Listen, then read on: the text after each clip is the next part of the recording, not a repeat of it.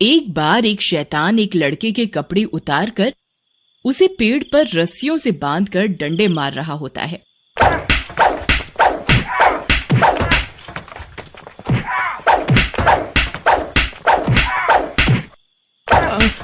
मुझे क्यों मार रहा है? मैंने तुम्हारा क्या बिगाड़ा है? छोड़ दो मुझे जाने दो प्लीज। तूने मेरा क्या बिगाड़ा है? हाँ, तेरे जैसे लड़के तो समाज में नासूर हैं, जो कई घरों के चिरागों को बुझा देते हैं। कई साल पहले मैं भी ऐसे ही चिल्लाया था, लेकिन तूने और तेरे उन 3 दोस्तों ने मेरी एक नहीं सुनी और मैं पूरी रात ठंड में ऐसे ही तड़प तड़प कर मर गया था। तुम राहुल, लेकिन तुम जिंदा कैसे हो गए? ये सब छोड़, फिलहाल तू तो मर। ऐसा कहकर शैतान उसकी गर्दन काट देता है।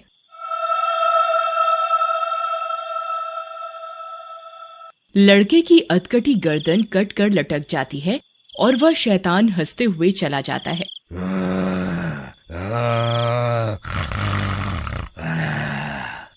दोस्तों, ये बात शुरू होती है आर्यनगर गांव से, जहां पर राहुल नाम का एक लड़का रहता था जो स्कूल में टॉप करता था और बड़े होने पर उसे शहर के सबसे बड़े कॉलेज में एडमिशन मिल जाता है, जिससे उसकी माता रीमा और पिता राजेश, जो कि काफी गरीब होते हैं, वो बहुत खुश होते हैं।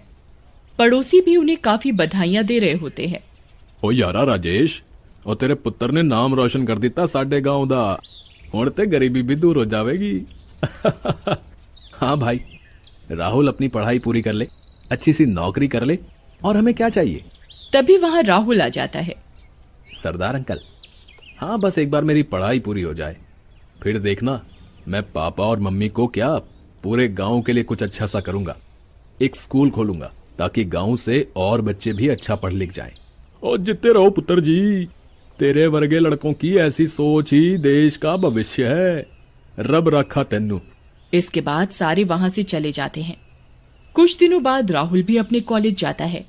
कॉलेज में जाते ही बड़ी बड़ी बिल्डिंग देखकर उसकी आंखें फटी की फटी रह जाती हैं।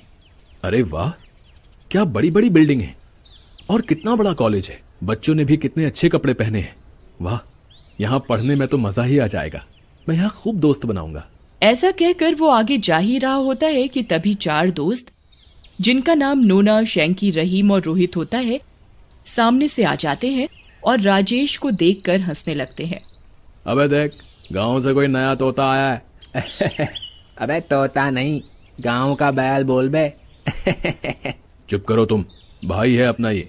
सुना नहीं, जय जवान जय किसान। चल बेटा, अपना नाम बता हम लोगों को। अपना नाम बता हम लोगों को, और जल्दी से कुत्ते की आवाज निकाल कर सुना। देखो आप लोग मुझसे ऐसे बात मत करो प्लीज। मैं यहाँ पढ़ने आया हूँ और कुत्ते उत्ते की आवाज मैं नहीं निकालूंगा। ऐसा सुनकर चारों गुस्से में आ जाते हैं और उनमें से रोहित नाम का लड़का राजेश को थप्पड़ मार देता है। अबे तुझे गांव की ज्यादा हवा लग गई है, चर्बी चढ़ गई है तुझे। तेरी चर्बी निकालनी पड़ेगी, गांव के गवार। वो राजेश को और मारने जा रहे होते हैं कि तभी कॉलेज के एक प्रोफेसर वहां आ जाते हैं। अरे तुम चारों फिर यहाँ फिर किसी नए लड़के को परेशान कर रहे हो? चलो जाओ यहाँ से, न कोई काम न धाम, जब देखो आवारागर्दी। उसके बाद वो चारों वहां से चले जाते हैं और राजेश को बाद में देखने की धमकी देते हैं। प्रोफेसर राजेश के पास आते हैं। बेटा, ये चारों बहुत ही बदमाश हैं और चारों के चारों काफी अमीर घरों से आते हैं, तो प्लीज तुम अपना ध्यान रखना और इन दुष्टों से दूर रहना। जी सर, मैं अपना ध्यान रखूंगा और पढ़ाई पर पूरा ध्यान दूंगा। उसके बाद कुछ दिनों तक कुछ नहीं होता। राजेश भी अपने अच्छे व्यवहार और नॉलेज के कारण कॉलेज में काफी नाम बना लेता है और जल्द ही पूरे कॉलेज में फेमस हो जाता है। सब उसे पसंद करने लगते हैं। एक रात जब राजेश अपने हॉस्टल के कमरे में पढ़ रहा होता है, उसके कमरे के दरवाजे पर जोर जोर से दस्तक होती है। अरे भाई, कौन है जो इतनी रात को दरवाजा पीटे जा रहा है? आता हूँ, थोड़ा सब्र रखो भाई। लेकिन दरवाजा पीटना बंद नहीं होता। उधर जैसे ही राजेश दरवाजा खोलता है, उसके सामने 3 हैवान और एक चुड़ैल खड़ी होती है। डरावनी आवाजें आने लगती हैं। अंदर आने के लिए नहीं कहोगे राजा जी? डर के मारे राजेश की चीख निकल जाती है और वो भागकर छत पर पहुंच जाता है।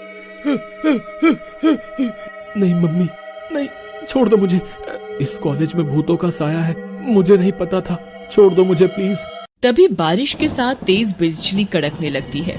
तभी रहीम अपना चुड़ैल का मुखौटा उतारता है और उसे एक थप्पड़ मारता है। अबे तुझे क्या लगा कि हम सब भूत हैं? बेवकूफ कहीं का डरपोक। फिर सब अपना भूत का मुखौटा हटाते हैं और उसका मजाक उड़ाने लगते हैं। इसकी शक्ल तो देखो, अरे कहीं पतलून गीली तो नहीं कर दी डर के मारे?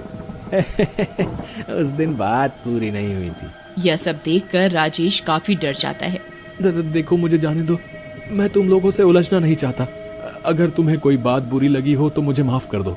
देखा कैसे भीगी बिल्ली बना है, देखा कैसे भीगी बिल्ली बन गया है। तू तो बहुत फैल रहा था, अब अकड़ के दिखा। ऐसा कहकर वो चारों राजेश के कपड़े फाड़ देते हैं। अरे भाई देख क्या मस्त बॉडी है इसकी, अगर ये गंजा भी हो जाए तो मस्त लगेगा, क्यों? सही बोल रहा है यार रोहित, मैं तो कहता हूँ इसका एक वीडियो भी बना, लोगों को दिखाएंगे, मजा आ जाएगा। इसके बाद चारों दुष्ट ऐसा ही करते हैं और राजेश को गंजा करने के बाद उसका एक वीडियो बना लेते हैं। राजेश इस सब से काफी टूट जाता है। मैं बिल्कुल दया नहीं है, एक पल भी नहीं सोचा कि मैं किसी का बेटा हूँ। मैं अभी तो जा रहा हूँ लेकिन लौटूंगा जरूर, तुम्हें और तुम्हारे जैसे गंदे लड़कों को सबक सिखाने।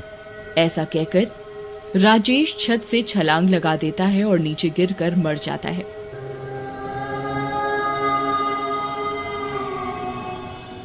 अरे यार, इसने तो छत से छलांग लगा दी, ये तो पक्का मर गया होगा। अब क्या होगा, हम फंस जाएंगे। अबे कितना डरपोक है तू, कुछ नहीं होगा हम लोगों को। और पहली बात तो हमें किसी ने नहीं देखा, बस सब लोग अपना मुंह बंद रखना और इसकी लाश को ठिकाने लगा देते हैं, किसी को कुछ नहीं पता चलेगा। इसके बाद वे सारे राजेश की लाश को वहीं खड्डा खोद कर गाड़ देते हैं और अपने घर चले जाते हैं।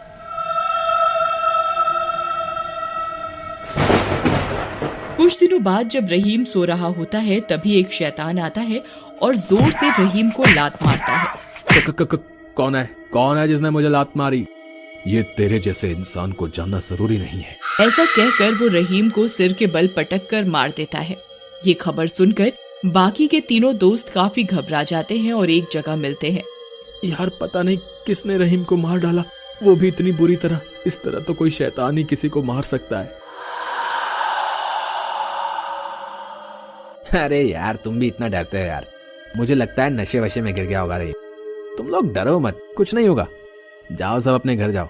उसके बाद तीनों अपने घर के लिए निकलते हैं। रास्ते में मोहित को उसका नाम पुकारने की आवाजें आती हैं, जिसे सुनकर रोहित रुक जाता है। कौन है जो मुझे आवाज दे रहा है? सामने आओ।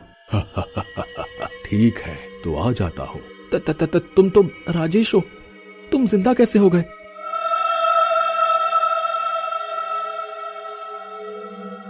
मुझे माफ कर दो, मुझसे गलती हो गई।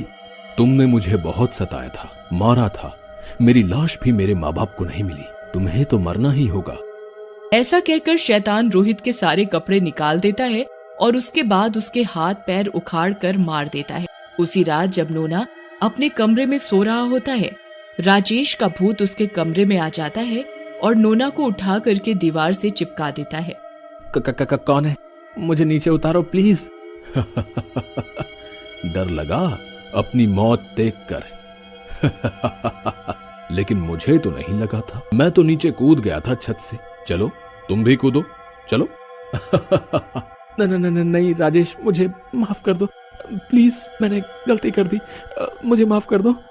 तुझे माफ कर दूं? अगर तुझे माफ कर दिया तो तेरे जैसे दुष्टों से मेरे जैसे लोगों को इंसाफ कैसे मिलेगा? तूने तो मेरी जिंदगी ही खत्म करवा दी। ऐसा कहकर वो शैतान नोना को उसके कमरे की खिड़की से नीचे फेंक देता है। इस तरह वो शैतान अपने साथ हुई बदसलूकियों का बदला ले लेता है।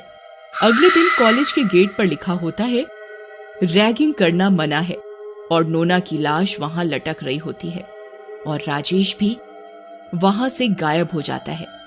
तब से उस कॉलेज में रैगिंग होनी भी बंद हो जाती है।